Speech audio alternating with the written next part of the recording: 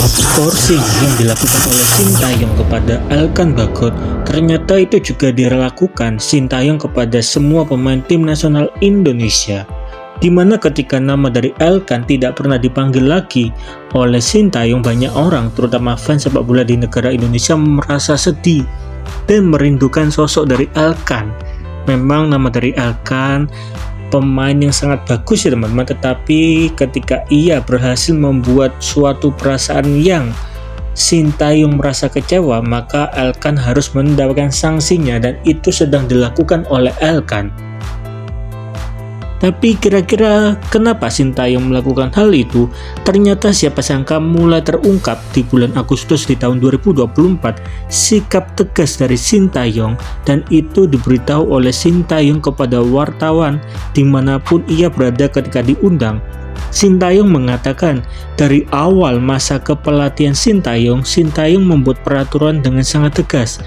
Yang pertama adalah tidak boleh berbohong. Jikalau mereka berbohong, maka mereka akan langsung dicoret dan keluar dari tim nasional. Bahkan Sintayong juga memberitahu terdapat satu pemain yang mengatakan ia tidak bisa hadir karena kakeknya meninggal, tapi 2 minggu kemudian kakeknya nonton di stadion. Dari hal ini Sintayong merasa kecewa karena dibohongi teman-teman, padahal bohongnya itu masalah sepele saja, tetapi bagi Sintayong meskipun itu masalah sepele ataupun masalah kecil, tetapi tetap itu merupakan tindak yang tidak tegas atau tidak taat dari para pemain tim nasional Indonesia, dan Sintayong mencoret nama orang tersebut. Menurut Sintayong ada 10 nama yang sudah dicoret, dan mungkin salah satunya ada nama dari Elkan ya teman-teman. Lalu 9 nama lainnya siapa? Memang masih belum diketahui secara pasti siapakah 9 nama yang lain, tetapi menariknya terdapat nama dari Stefano Lillipali yang diharapkan oleh fans sepak bola negara Indonesia bisa masuk timnas senior, tapi nama itu tidak pernah dipanggil oleh Sintayong. Dengan kata lain, mungkin ini juga menjadi salah satu penyebabnya Lillipali mungkin pernah mengecewakan Sintayong, sehingga nama dari Stefano Lillipali tidak pernah dipanggil atau pada saat ini tidak dipanggil lagi teman-teman oleh Sintayong. Tapi pertanyaan berikutnya adalah, jadi kemungkinan Elkan untuk kembali ke tim nasional tidak ada?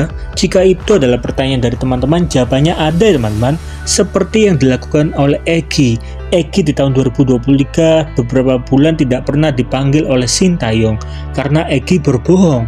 Egy mengatakan absen tidak bisa membela Indonesia melawan Burundi dikarenakan cedera, tapi pada saat yang bersamaan Egy justru bermain bersama klubnya yaitu Dewa United.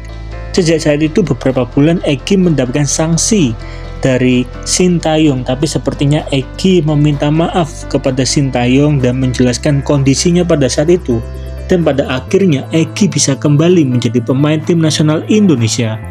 Lalu bagaimana dengan Elkan?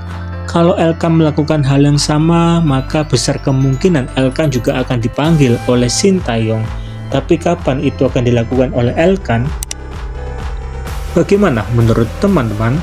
Di satu sisi, bentuk kedisiplinan yang dibuat oleh Sintayong dicontoh oleh semua pelatih tim nasional Indonesia di kalangan umur berapapun, sampai-sampai Indonesia membuat sejarah baru terutama di Indonesia U19 bisa mengalahkan Argentina U19 ya teman-teman. Tentu saja itu semua terjadi akibat contoh yang diberikan oleh Sintayong kepada para pelatih tim nasional di umur berapapun yang ada. Jadi bagaimana tanggapan dari teman-teman mengenai hal ini? Coba dong tolong tulis di kolom komentar, apakah tindakan Sintayong sangat benar atau betul-betul itu wajib dilakukan.